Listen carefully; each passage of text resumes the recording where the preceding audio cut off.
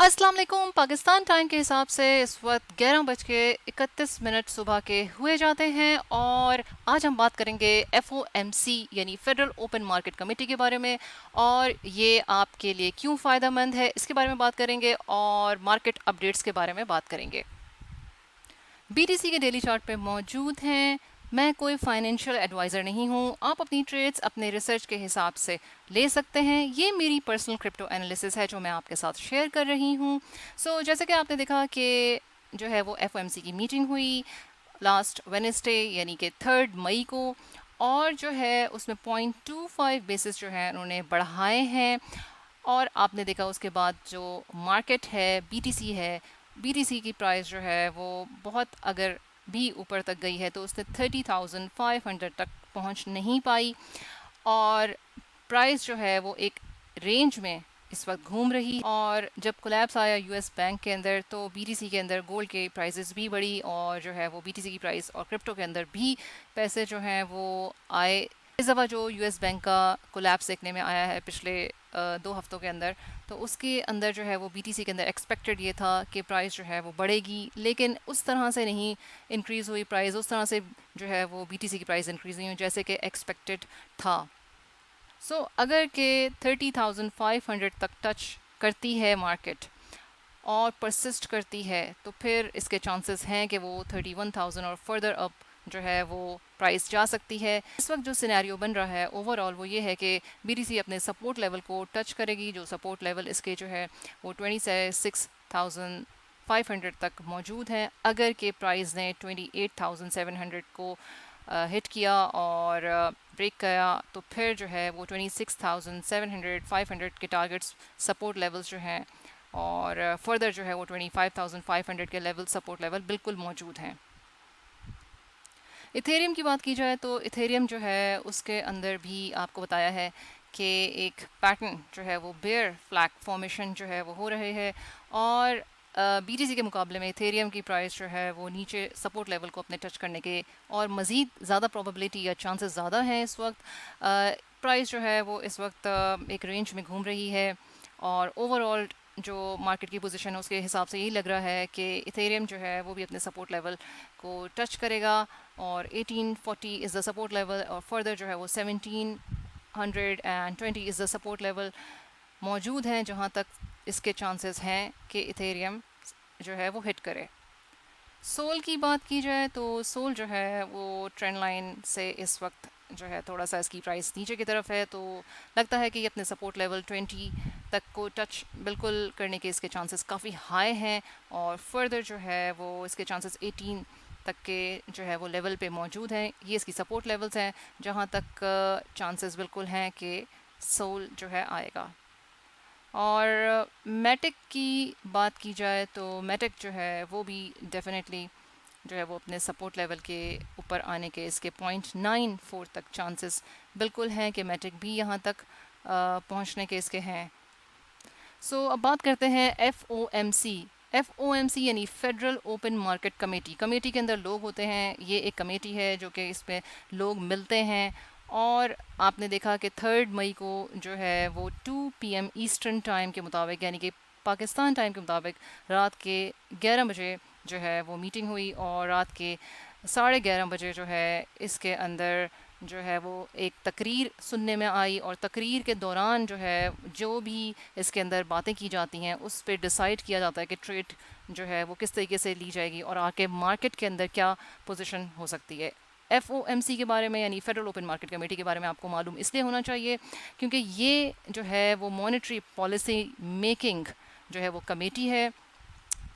ये साल में जो है वो 8 दफ़ा मीटिंग होती है, और हर 6 हफ्ते के बाद इसकी मीटिंग का टाइम आता है, और इसके अंदर जो है वो मॉनेटरी पॉलिसी मेकिंग और इकोनॉमी, फाइनेंशियल कंडीशंस और एम्प्लॉयमेंट जो है वो उसके ऊपर डिस्कस किया जाता है अलॉन्ग विद और फर्दर डिटेल्स हैं। लेकिन जो मोटी मोटी बातें हैं वो यही हैं कि इसमें monetary policy making, interest rate जो है, और इसका बहुत हैवी इम्पैक्ट जो है वो स्टॉक मार्केट के ऊपर और डेफिनेटली फिर क्रिप्टो के ऊपर भी बिल्कुल आता है।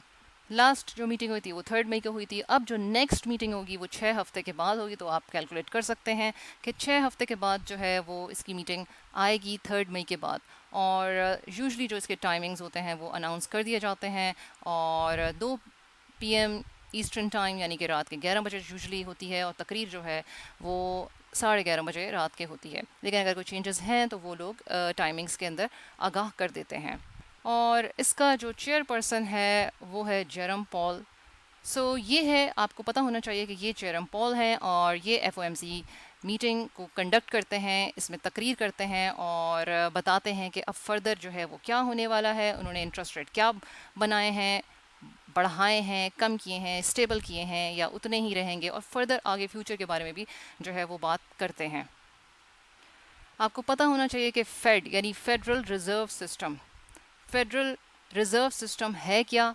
यानी ये एक जो है वो सेंट्रल बैंक है, सेंट्रल बैंक ऑफ US है, और ये 12 बैंक रीजनल बैंक्स के ऊपर मुश्तमिल है। इन 12 बैंक के हिसाब से जो सबसे इम्पोर्टेंट बैंक है वो है रीजनल बैंक ऑफ न्यूयॉर्क। ये जो 12 रीजनल बैंक्स हैं, फेडरल रीजनल बैंक्स, ये डिफरेंट स्टेट्स के अंदर US के अंदर मौजूद हैं, और इनके जो भी मेंबर्स हैं वो फिर वाशिंगटन में मिलते हैं। और FOMC की जो है वो मीटिंग जो है वो हर 6 हफ्तों के बाद होती है, जिसमें इंटरेस्ट रेट इम्पॉर्टेंट है जो डिस्कस किया जाता है। और इंटरेस्ट रेट जो है वो डिपेंड करता है highly on demand and supply. अगर के इंटरेस्ट रेट बढ़ाना है तो किस तरीके से होता है। अगर पंप किया जाता है मार्केट के अंदर पैसा, तो इंटरेस्ट रेट जो है वो कम हो जाते हैं। अगर के मार्केट से पैसा निकाला जाता है तो इंटरेस्ट रेट जो है वो बढ़ जाते हैं।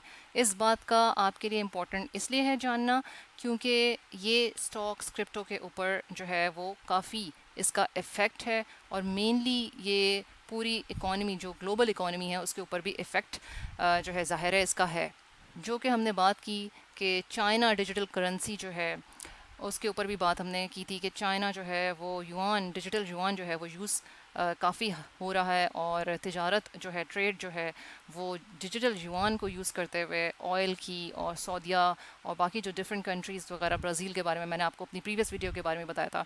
तो ये जो सिलसिला है कि ग्लोबल इकॉनमी जो है वो इम्पैक्ट होती है यानी इफ़ेक्ट होती है बाय द जो भी मीटिंग के अंदर फैसले होते हैं। अब चाइना जो है वो ये और डिफरेंट कंट्रीज़ जो हैं वो चाह रही हैं कि ये जो ग्लोबल इकॉनमी के ऊपर इम्पैक्ट होता है FOMC या इंटरेस्ट रेट्स जब आते हैं, तो इस ग्लोबल इकॉनमी के ऊपर इन जो है वो इफ़ेक्ट ना हो। US जो है उसका ग्लोबल इकॉनमी पे किस तरीके से असर नहीं हो सकता, वो इसी तरीके से असर नहीं हो सकता जबकि कोई और जो है वो करेंसी इस चीज़ को ओवरकम करे या टेक ओवर करे या उसके बिल्कुल टक्कर के ऊपर जो है वो चले। ये है चाइना की डिजिटल करेंसी जो कि चाइना की एक पॉलिसी मेकिंग के हिसाब से जो चल रही है। देखते हैं फ्यूचर में क्या है इसका, लेकिन फ़िलहाल जो है वो US डॉलर जो है वो पिछले दिनों में देखने में आया कि गिर रहा है, और गिरने की यही वजह है क्योंकि बहुत सारी कंट्रीज़ जो हैं वो अब US डॉलर के अंदर ट्रेड नहीं कर रही हैं। ओवरऑल जो है अगर हम मार्केट का जायज़ा लें क्रिप्टो मार्केट का, तो जो है वो रिसेशन अपने उरूज के ऊपर है, और फर्दर जो है वो ओवरऑल लॉन्ग टर्म के अंदर ऐसा ही लगता है कि जो प्राइसेस हैं वो अपने सपोर्ट लेवल को बिल्कुल टच करेंगी। हो सकता है कि बीच में थोड़ा बहुत जो है वो पंप आए, लेकिन मार्केट जो है वो इस वक्त, स्टॉक मार्केट भी इस वक्त गिरी हुई है जब से ये FOMC की मीटिंग हुई है। और ओवरऑल जो है आप बहुत ध्यान से जो है वो ट्रेड्स करें। नेक्स्ट हम बात करेंगे कि ये फेडरल फंड रेट क्या है, कि ये फ़िक्स होता है या नहीं होता है, इसको किस तरीके से जो है वो बनाया जाता है, और क्या क्या इसके इम्पैक्ट होते हैं। As a trader, as a investor आपको इसके बारे में जानना क्यों बहुत ज़रूरी है, स्टॉक्स के ऊपर क्या इम्पैक्ट है और ये किस तरीके से फंक्शन करता है, रन करता है, ये सारी बातें आपके लिए जानना बहुत ज़रूरी हैं। ये है अब तक की update. Like, share, subscribe and hit the bell icon button. Till then, अल्लाह हाफिज़।